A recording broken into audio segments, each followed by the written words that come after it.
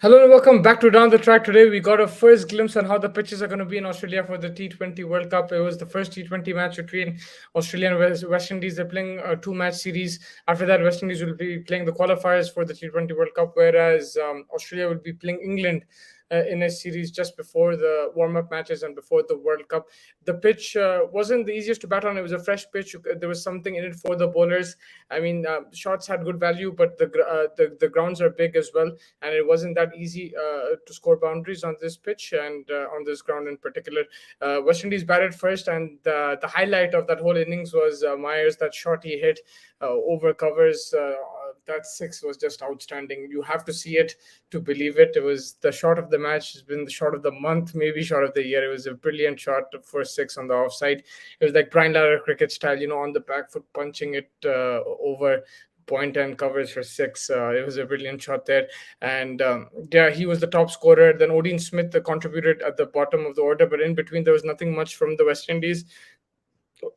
Australia bowled well, but yeah, some Charles, Brandon King, Raymond Reefer, Pooran, Powell, all of them struggling. We saw a couple, a couple of boundaries from Jason Holder, but apart from that, it was just Odin Smith and Myers who did the bulk of the scoring. Apart and yeah, from Australia's point of view, Stark picked up a couple of wickets, a bit expensive though. Pat Cummins was economical, which after a while we've seen that in T20 cricket. He does pick up wickets, but it was good to see him go under six and over. Hazelwood, he also picked up three wickets, and his economy was 8.75, but he did pick up three wickets and made sure that West Indies couldn't cross 150. It was, and for me, again, Cameron Green, Zampa, Maxwell, from these guys, everyone contributed and they supported the main bowlers. And it goes to show Zampa, even in these conditions, even we saw West Indies Karia, the leg spinner as well. Both of them bowled really well, and you can see that even in Australian pitches, there is scope for leg spinners. There is purchase there for the spinners. If you're a good leg spinner, you can get the ball to turn, and you can get wickets as well, whether you use the big boundaries or you just get that extra bounce or just that zip from the pitch. And that's what both spinners did today.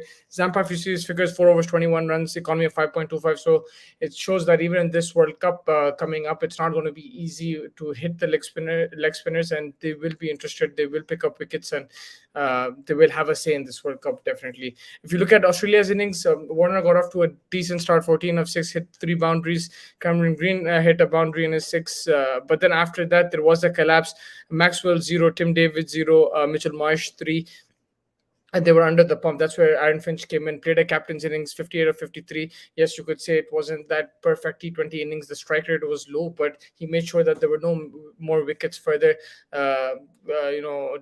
dismissed. And him and Matthew Wade put up a partnership, and that turned out to be a match-winning partnership, because even when Finch got out, there was, Cummins and Stark could have just, they just had to support Wade, and he had enough time to finish off the game. They did need 11 runs of the last over, but it was Wade who, at the crunch time, picked up the boundaries and put the pressure on the West Indies and made sure that Australia sealed the victory. From West Indies' point of view, for me, Yannick Karia, he was the pick of the bowlers. 4 overs, 15 runs, 1 wicket, an economy of 3.75. Brilliant bowling. He did get turn as well. The leg break was turning. He flighted the ball really well. It wasn't easy to play him, and a wicket-taking option. Not only did he pick up a wicket, but he made sure that economy was very low. For me, he was the pick of the bowlers. Alzari Joseph as well. He started that fight back. He picked up a couple wickets. He bowled I think his first over he gave only 1 run, and the second over he gave 3-4 runs. So he put that pressure on Australia, and then allowed the spinners and everyone else to come in and pile up that pressure. And I felt West Indies fought really well. They played really well in this game.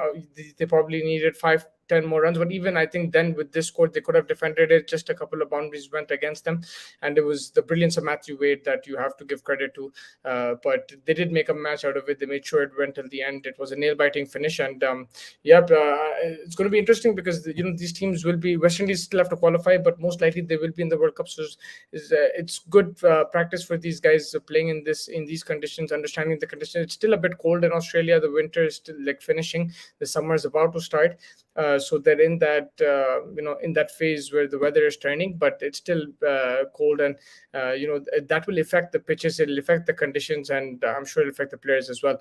But yeah, stay tuned. There's going to be plenty more action, heading into the World Cup. Very interesting to watch these matches. It'll give you a sense of how things will play out, how teams are going to approach the World Cup itself, and yeah, it'll give them confidence as well. You saw the likes of Warner was a bit rusty, Mitchell Stark as well. He went 10 runs and over.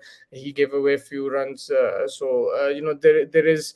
A bit of rust that needs to be shaken off Mitchell Marsh as well. They didn't play in that India series, and these games will help them get into that rhythm, get into that zone. It's still an international match. You're still playing against quality opposition, and that's how you're going to.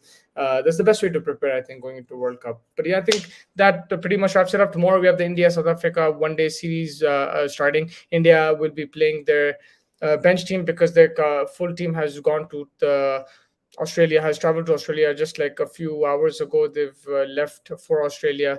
They're probably on the plane right now, and yeah, Shikhar Dhawan will be leading a young Indian side. It's going to be an exciting to see these players take the field, because the South African team, there's some big players still playing. Bavuma is still there. Markram and these guys are still stayed back. They're not going to Australia early, so it will be a challenge for India. And we'll discuss it more tomorrow when the game does happen. But yeah, thank you so much for joining me. Make sure you like and subscribe and stay tuned for the latest content.